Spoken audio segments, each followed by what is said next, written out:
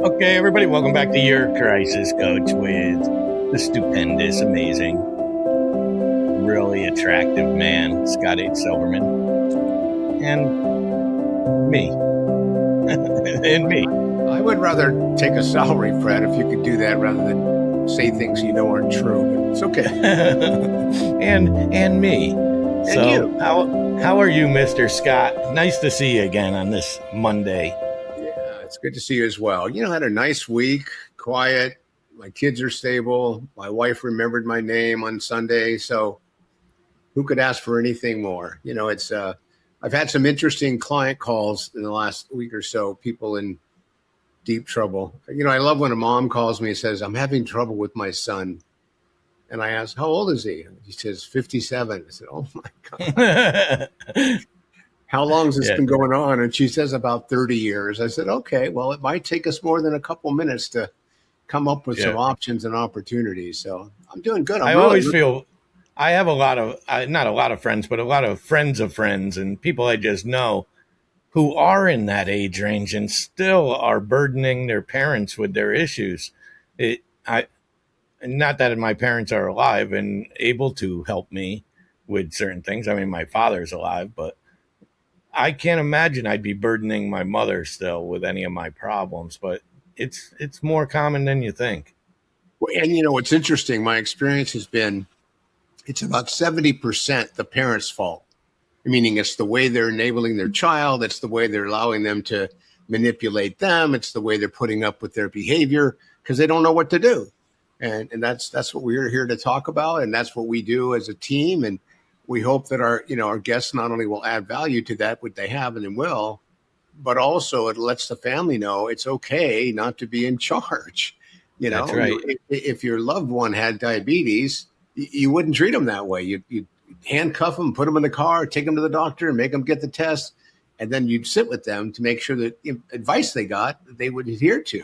But Well, for some reason, segueing from that, Scott, you brought a guest this week, and you again, you're shining. You're really doing well lately, Scott. Let me give you some credit. You're doing a bang up job, buddy. again, I would prefer salary than the compliments, but because I don't do well with compliments, and I could use the money for it. So we'll figure it out. We'll get maybe we'll go viral with April, and thousands will tune in, and we'll figure out a way to help more people and save more lives. That's right. So Put it on April's shoulders. let's jump into it. April Chavez, a nice Jewish name. I like that. Oh So yeah, that's got. so April, first of all, welcome and thank you for being here. And I'm excited to you did me, if you will, a while ago, and now we get to do you. And what I mean by that is we're going to ask you questions, and we're gonna I don't know what's wrong with my language. We're going to hopefully help you help us better understand what more we can be doing to help others, because your spirit and your energy is incredible, and the work that you do, from what little sampling I've seen, is awe-inspiring, and it keeps me going to hear from others who are out there not only working hard to be of service to others, but also set an example and create a platform. And from what you shared with me, spend a lot of your waking hours making sure the information gets out there. So welcome to the show today. And the way we like to do this is we just turn the microphone over to you and have you share with us a little bit about you, what you're doing, and we'll go into some Q&A after that, and then we'll see if we can get you to cry, and you can graduate. Oh, that's so sweet. Scott, Fred, gentlemen, thank you so much for having me on your show. And I'm excited to be here with your audience today. And yes, you're right. Done a lot, and I really appreciate all of the kindness that you say with what we've built and created. And it's the same as what you guys are doing, and bringing some stories, some understanding, some tips and tricks, hopefully some guidance on those listening ears. So a little bit about myself is, yes, I'm April Chavez, and I created the business that's called Driven Livin. And I'm also the host of the Wellness Driven Life show, which is very similar to what you see in here at this moment. And it's me interviewing people from around the globe that have done inspiring things. And their journeys along the way have been less than inspiring because most of us don't ever get to the really great things in life without going through some very difficult, non-sexy times. And I think it's really important that we highlight those as well so everyone else feels human, like that they're not so far from people who are doing what we would consider extraordinary things. So talk a little bit more about that, because I think those are really good line items and good points. But talk more about the how. What is it that you're doing with the how of what you just described that you're doing? Wow. Well, that could go a lot of different ways, Scott. The how on how I get guests on the show, the how of the books and the programs that we write. When we're having a conversation about people's mental well-being, there's a lot of content that my husband and I have created, and the most newly launched is a ecosystem, so to speak, and it's called What If You Suck? It's our What If You Suck series, and it's really geared towards young adult, but people of all ages. And that particular thing started out not too long ago when we relocated to another state. And our youngest daughter, who's still at home, she's 16, was transferring into a new school, of course, and she didn't want to go into running. And she was varsity level back in the last state, and she didn't want to do it. And I was like, I really want you to. I think it would be incredible for you to have that team, to build friendships, to be physically active. And it's really great for your mental health with this transition. And so we were in this discussion, and my husband looked over and he said to her, well, what if you suck? And that really kickstart this conversation of being able to do things even though we don't want to, or we're afraid, or we're having this fear moment of when we fail, what is that going to be like to others? But to not let that stop you from actually doing something. So it's not a question that I would ask myself, why do I suck? It would be you, for example, saying to me, what if you suck? What's the worst could happen?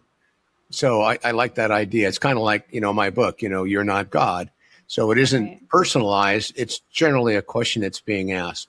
But before you go a little further, let me just push you back a little bit and hear from you why you're doing what you're doing. A little about yourself, because I know you did a really good job of avoiding that. And maybe my question was, and you're probably clicking your fingers going, I hope he doesn't ask me about me. So what about you, April? Oh, you want to know more about me and my journey? Well, that's why we're here, because you shared something with me kind of towards the end of our interview that you basically said, I don't want to share this, but I'm going to.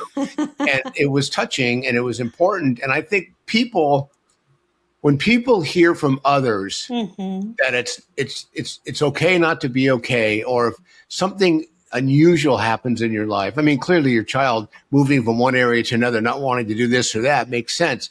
But as a parent, which is who I deal with a lot, would deal with children they're trying to deal with a lot and don't have the tools. Share a little bit about you. Tell us about April before you got into all of this. Well, wanting to serve others has always been at the forefront of most of the things that I do. If we want to go way back, I grew up with an autoimmune disease. I have systemic lupus, and I was diagnosed at 15. I had symptoms since birth, and that led me into a childhood that was challenging, to say the least. So wasn't able to participate in sports the same as other kids, or do the things, or I'd be pulled out of class at least once a week to go to the hospital to do blood work, et cetera, et cetera. And so I think because I was young, I really didn't want it to define me. I had this childlike mentality of, I want to thrive and I don't want this to take over my world. So I did everything in my power to kind of rise above that. And I went into law enforcement. And that was part of that journey where I wanted to not be seen as something or someone who was weak, but I wanted to be strong and prove that to myself and prove that to the rest of the world. And so I think, Scott, what you're coming to, some things that I shared was my time in law enforcement. And the things that I got to experience at a rapid pace, I like to liken it to dog years, your time on the force. And you get to really see what a human being is and all of the different facets of how we can respond or react to life and circumstances. And so, is that right, Scott, where you wanted me to go into law enforcement a little bit? Actually, there's three pieces to the pie, and that is number two. But I'm willing to allow you to move at a level you're most comfortable with. What type of law enforcement were you a sworn officer, I assume? So Yes, you went in, deputy sheriff. you went into law enforcement, and you had your own car, and you were with somebody else, and you were armed, and your job was to serve and protect. So Yes. that being your role, I want to go back a little further, which kind of goes into the first part. When you were younger, as I thought I heard you share, and I'm not going to push you to do anything you don't want to talk about. Well, I'm going to try, because I think that's a good interviewer's job, is to get you to give us stuff that you may not want to talk about, but people, I think, really need to hear about. And I find it very healing when I talk about, the question I get asked all the time in interviews. So tell us, why did you try to take your own life? And they'd start with that. It's like, well, we'll come back to that after you give a little background. But when you were growing up, when you shared about how you didn't want to, curl up and put tinfoil on the windows, what were you thinking as a child that helped you pivot? What were you able to do when you recognized that you might have some, barriers, or you weren't like other kids, or when your parents looked at you, they coddled you maybe differently, and you looked around and go, I don't want that kind of support. I want to be able to support myself. What was pivotal in your youth that allowed you to? Was it a mentor? Was it a family member? Was it, one day you woke up and said, okay, I'm shaving my eyebrows, and when I go out in the world, I'm going to look completely different and people will notice me. What did you do as a kid? Well, talking about pivotal moments, one of my most pivotal moments, Scott, was when my mom put me in a support group for lupus. And I was the only kid in there.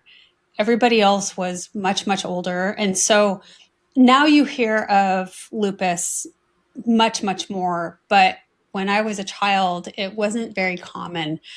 And it usually didn't arise in people until their 40s or later. And so that also translated a lot of misinformation from the doctor to my mom to me and what have you. And I can go a little bit into that in a moment. But in that support group, when I was the youngest one and I was listening to everyone else and their stories, it sounded to me at the time that they felt like this was an end all to their life. And here I am, young, and I feel like I have my whole life ahead of me. I didn't want to feel that way. And so that was a really pivotal moment for me. Fast forward slightly, my rheumatologist told my mom that I wouldn't live to see 30. And she shared that information with me when I turned 32. And looking back, it lets me know some of the ways of my understanding of why my mom responded and interacted with me a little bit more. She was very good for me, not over coddling or supportive or anything like that, but I can only imagine as a parent what that would be like to hold on to that information for so long and not wanting to share that with me. And I thank her for that, because I believe that the mind is extraordinarily powerful, and what we believe is what is our outcome. And if you believe that you're going to die, then that may be your outcome. And if you believe that you're going to survive, then that just may be your outcome. So I do think that the mind is extremely powerful, and I'm so glad that she didn't tell me that. In addition to that, I was told that I couldn't have children. And so as a sexually active 18-year-old, I was thinking, well, what do I need to be on birth control for if I can't have children anyway? Well, I became pregnant. So that kickstarted my life in a totally different direction than what I was expecting. Assumed I'd miscarry, or that I just wouldn't be able to, my body couldn't handle it. And it just wasn't the case. So I have 3 healthy, beautiful daughters now. And I have my first grandchild on the way, our first boy, thank goodness. But it's interesting when we get information from others. And what I advise people from that is to really ask yourself if it's something that you want to accept or not as a truth.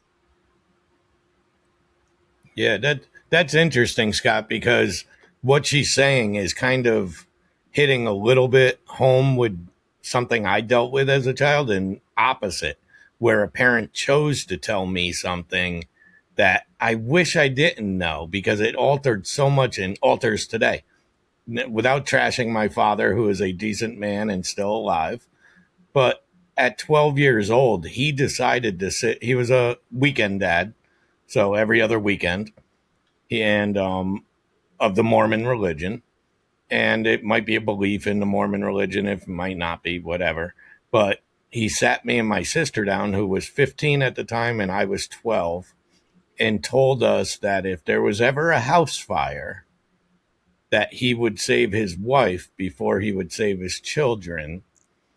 And I get the concept. I don't understand it, but I get the concept. You could have more children with a wife and blah, blah, blah, whatever it is. I don't know the scenario. But me and my sister, now that we're 60 and 57, have spoken about that was the day we knew nobody had our back. Oh.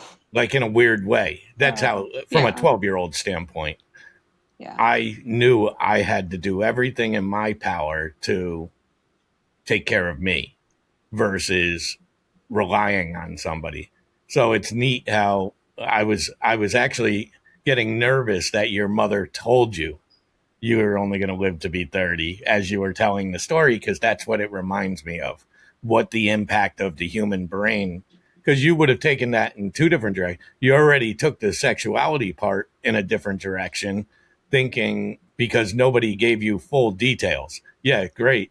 You don't need birth control because they told me I can't. Nobody actually told you, well, there's a chance. Well, they just said can't. And that's what you would have believed with dying. You would have been the 29th. You would have been a nightmare at 25, 26. Why not? I'm going out drinking. I'm going to go driving. I'm going to die anyway. And that's the theory. It does affect your mind. And it's still, to this day, it's something that I think about. And I'm 45 years past my father sitting me down and telling me that story. Yeah, absolutely. Yeah, Thank it's you for interesting. sharing that. And I don't hold it against interesting. him. Do not hold it against him, because that's he thought it was okay to say that. So. Right. Hey, Fred, is April frozen at your end? She looks frozen too. Nope, she's fine on my end. Okay. So, you don't see her waving? No, she's frozen at my end, but I'm not going to. Maybe we'll get lucky, April. He'll freeze, and then we could talk about Scott without his opinion. It'll be fun. We'll see what we get. But go ahead, ask your question. So April, Thank you very much for sharing that. Because, at 17, I was told by a psychologist that he shared with me, he says, you're really, you're not a good person. And basically you're a loser. You really should just practice and try to be the best loser you can be. And when I took that information, unfortunately, I pivoted in the wrong direction. So for you to be able to hear that as a child, you may not live a long time and you're not going to be able to have children. I mean, those are a couple of big hits with baseball bats over the head. You could have gone in a different direction and we wouldn't be sitting here talking today, but you took it sounds like, as a strengthener and a platform to go, you know what? I not that you didn't believe what you were hearing, but you weren't going to let it stand in your way. And when you shared about, as a child, going into a group, because I call it the social model of healing, when people are talking to like-minded people who have been there and done that, and they empathize with what's going on with you without having to explain yourself, that's a wonderful, generally safe place to express oneself and then get feedback from others, which most people don't get in life.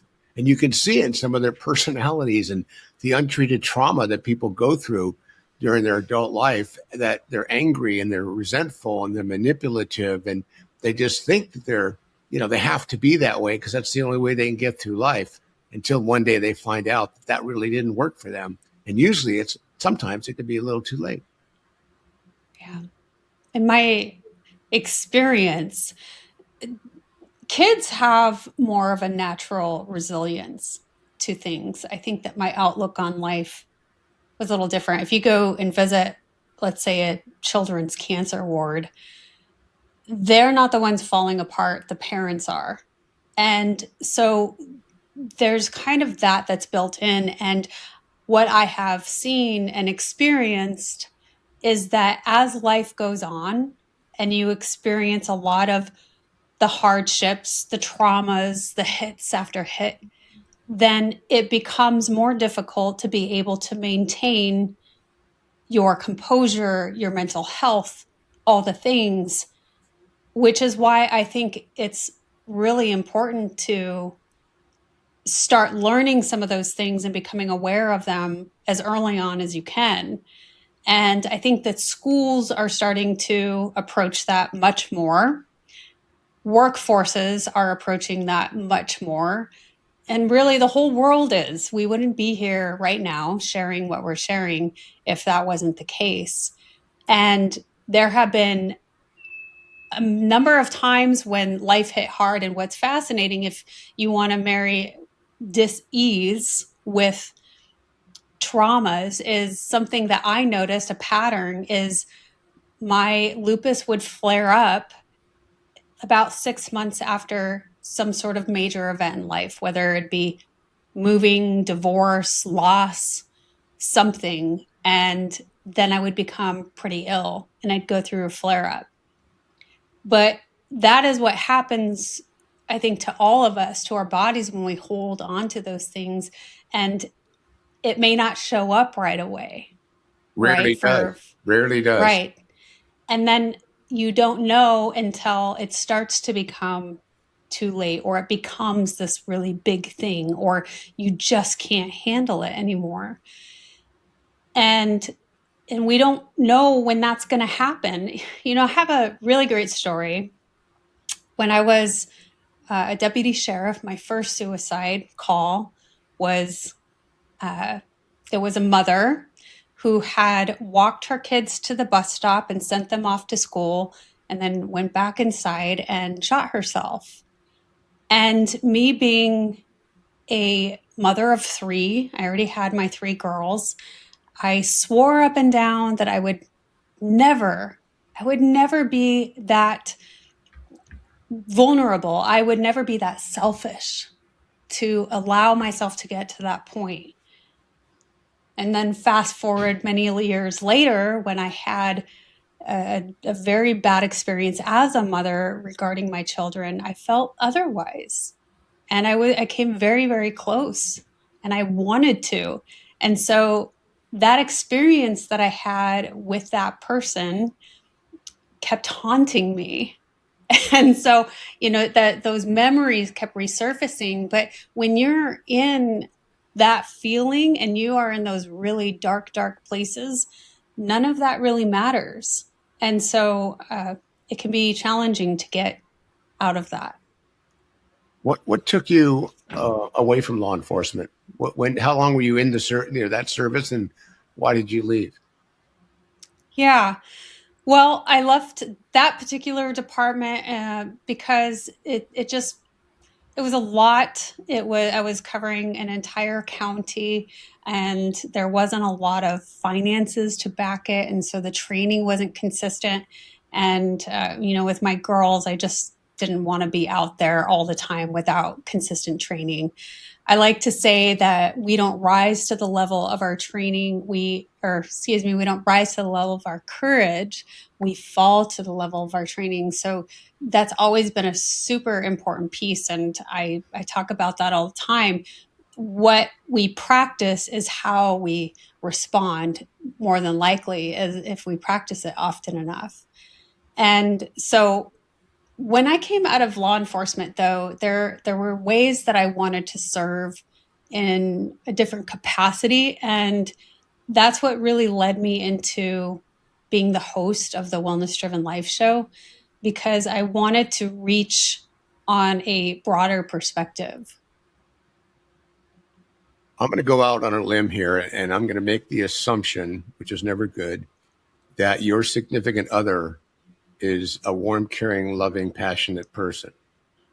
Well, yeah, he definitely is.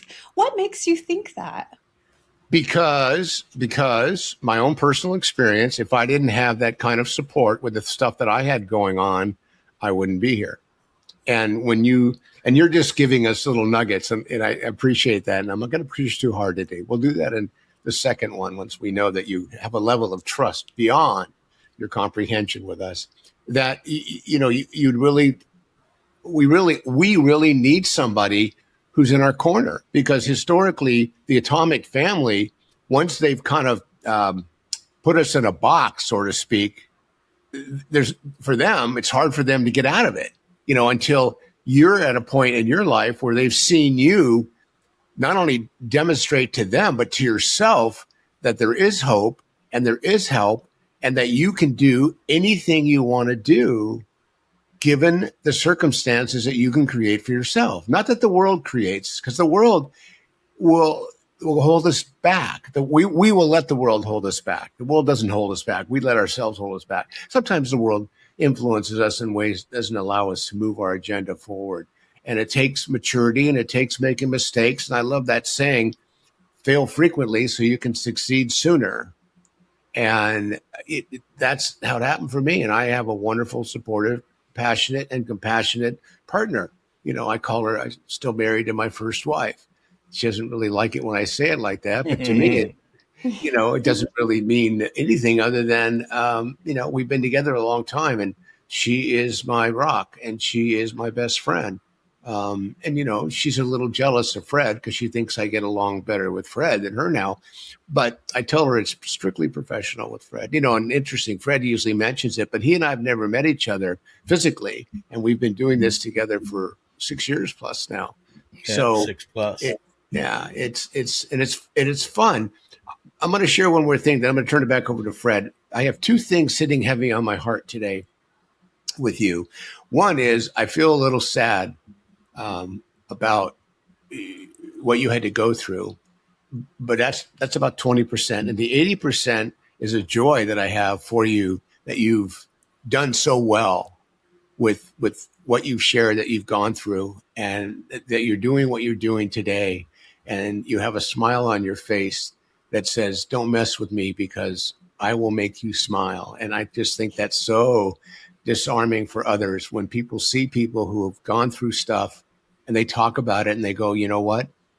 You haven't said it, but a lot of people do. I wouldn't have it differently, because it's made you who you are today. And I don't want to presume that, but it's exciting to get to know you a little bit.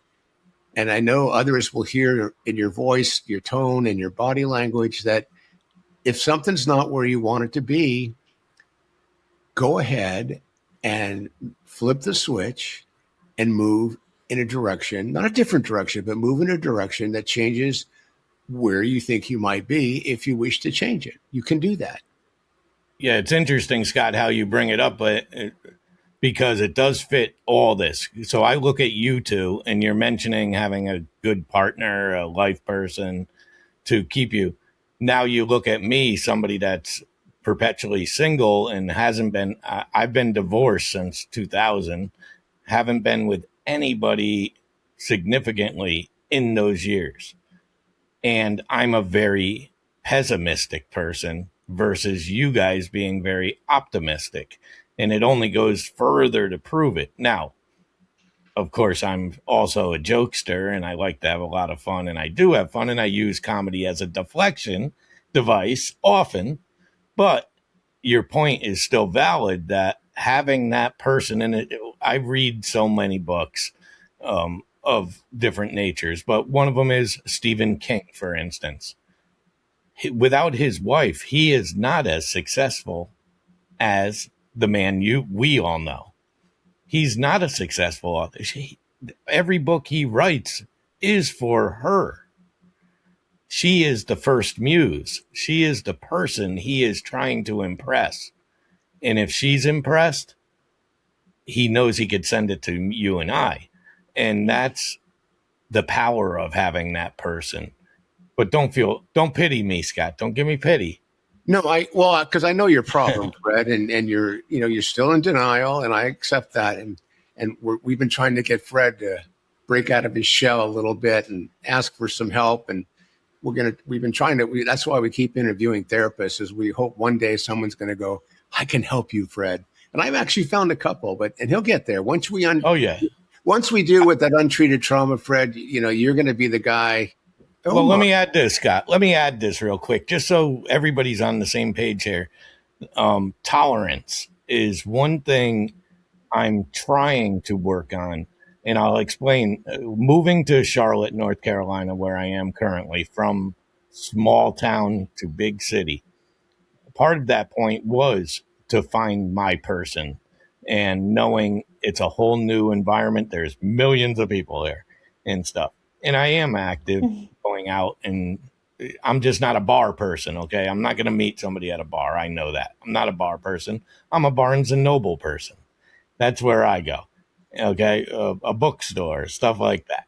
But I am realizing, and both of you are in relationships, and Scott, long term.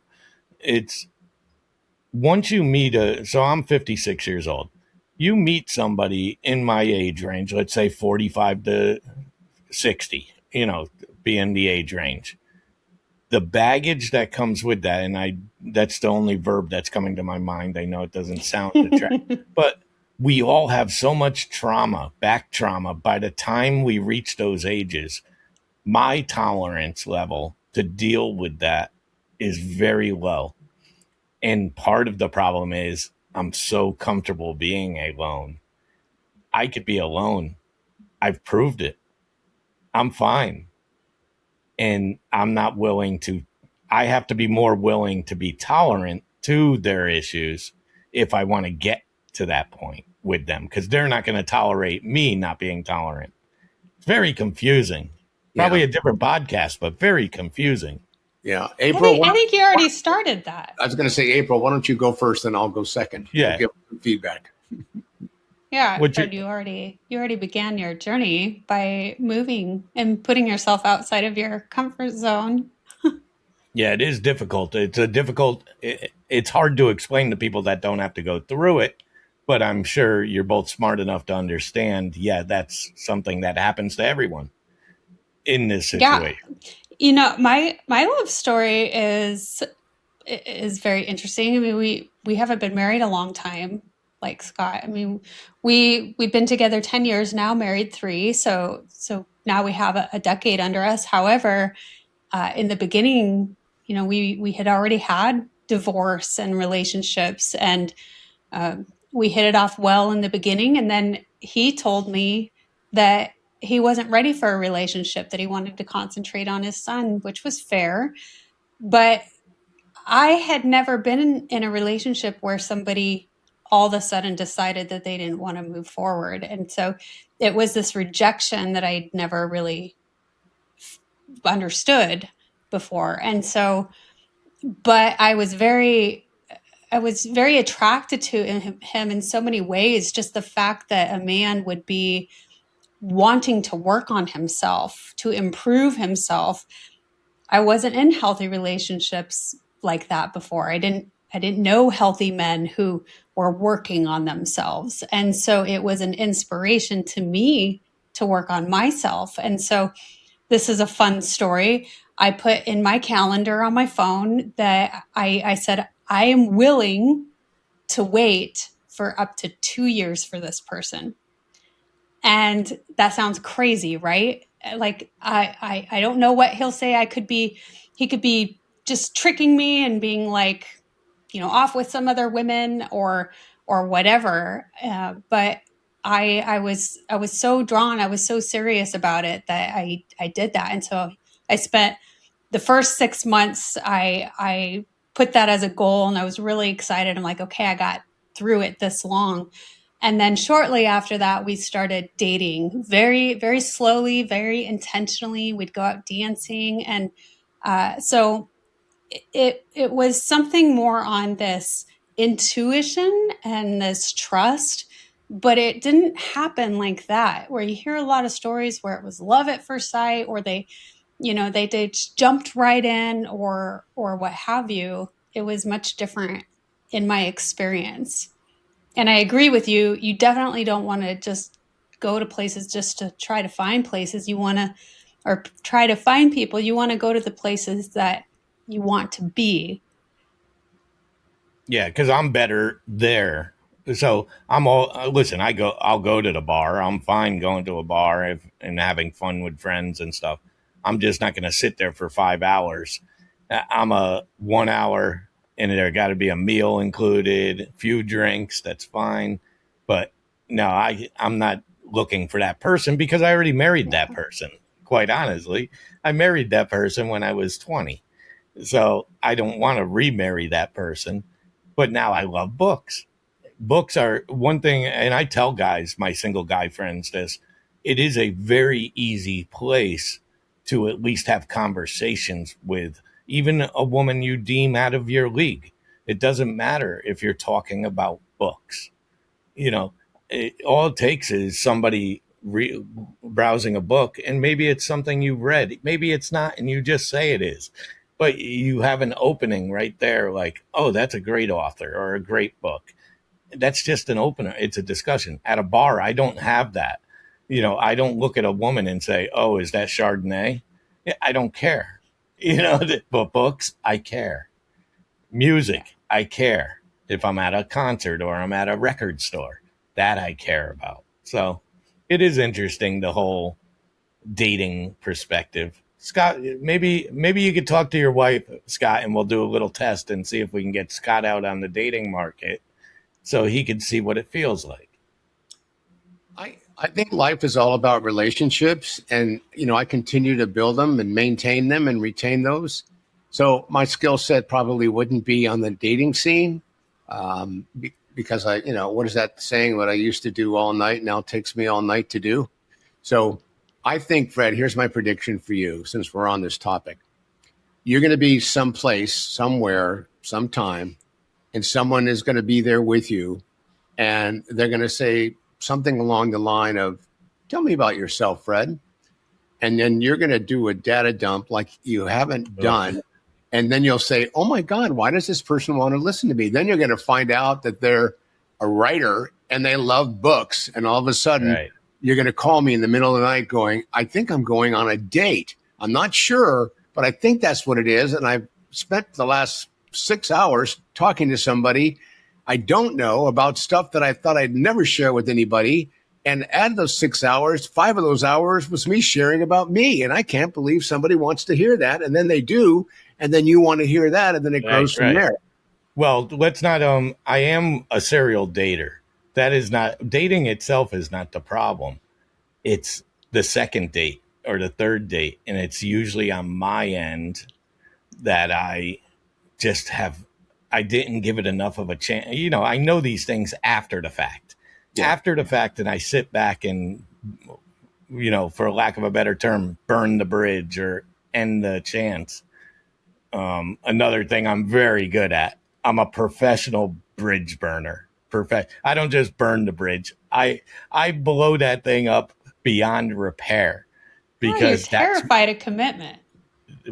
Maybe perhaps, and maybe with reason. We can't even get into it here, but maybe with reasons behind it. But I am aware of these things. That's part of the solution, at least, being aware of it. And I'm not just doing this to. Yeah, I'm just very comfortable, Scott. As you know, I talk about anything. It doesn't affect me one way or another. I think it's more being truthful is a lot more interesting than just making up a story. So this is just the truth. Whether or not I'm flawed, which I am severely in certain ways, but I have a lot of trauma from my past, from childhood all the way up. And including that story I told you earlier, that plays a role in everything. When you have a parent in your child mind, you feel as if you are now on your own. Boy, that sets you in a certain direction of survival. It's survival mode. And I'm happy. I'm not depressed. I'm not an addict of any sort. But of course, that's the balancing act. I almost wish I did have it just so I could solve something. That's a weird, unique thing. Watch what you wish for. Yeah. So, April, I want to ask you a question as we're wrapping up here. What question have we not asked you that we should? That's a great question.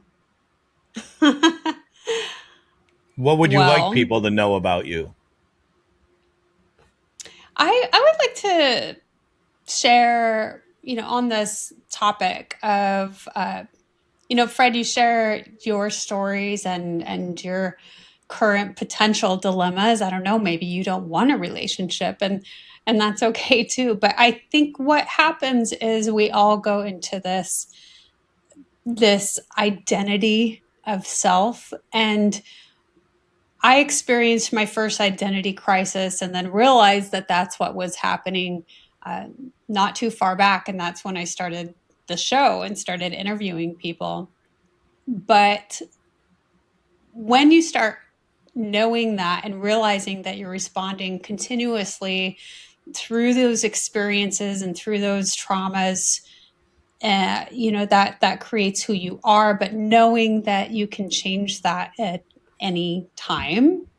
And that's really, really powerful. I think not a lot of us know that, or if we do know that, we don't know how to make changes like that. And, it's just through those little tiny steps, those micro steps, that you start making changes and doing things differently in order to become the person that you want to be, or the person that you are changed internally now of, but you don't want to keep responding to the past you, if that makes sense. Yeah, it all makes sense. Listen, Scott talks to me all the time. The best thing about having Scott as a friend is you can call him anytime. Andy's already 3 hours behind me, so he's always up.